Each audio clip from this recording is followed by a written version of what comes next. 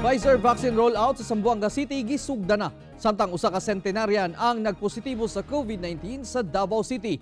Ani ang COVID-19 updates sa Mindanao. Pinaagi nining report. Nagsugod na ang rollout gamit ang Pfizer vaccine sa Zamboanga City alang sa mga A1 to A3 group, lakip mga OFW nga ana sa syudad.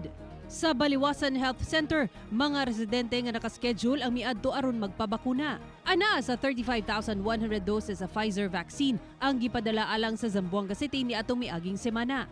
Sa karon, 13,286 o ana sa 2% pa lang sa 700,000 target population sa syudad ang fully vaccinated na.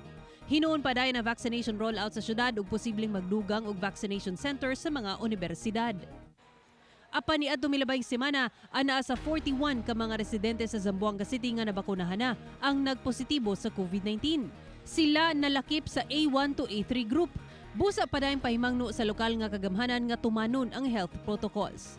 Hinuon gitugutan na ang pagtambong sa 30% capacity sa mga venue alang sa religious gathering sa Zamboanga City, apan magpadayon ang Sunday lockdown. Mas miabo sa 746 ang aktibong kaso sa Zamboanga City ug 11,304 ang total cases. Sa Davao City, usa ka 116 years old nga lola nga taga Bunawan ang nagpositibo sa COVID-19. Hinuon asymptomatic kini. Mas misa ka pa sa 4,669 ang COVID-19 active cases sa Davao City nga dunay 21,574 total cases. Sa Cotabato Province, 81 na ka mga pulis sa Cotabato Police Provincial Office ang nagpositibo sa COVID-19. Kinihuman tulo ka new cases gikan sa Mlang Police ang natala niadtong Domingo. Hinuon 29 na lang ang active cases sa karon. Sagad sa mga kaso, gikan sa lungsod sa Mlang ug ang uban gikan sa Kabakan, Pikit ug Midsayap. Samtang sa Mlang, gipailam sa disinfection ang public terminal, palengke ug municipal plaza niadtong Domingo.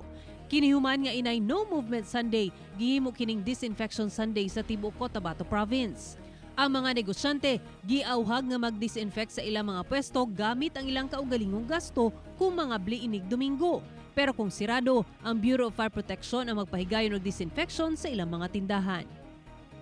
Ana-ana sa 3,288 ang tanang kaso sa COVID-19 sa Cotabato Province ug 1,049 ang aktibong kaso. Ako si Sarah Hilomen Velasco para sa One Mindanao.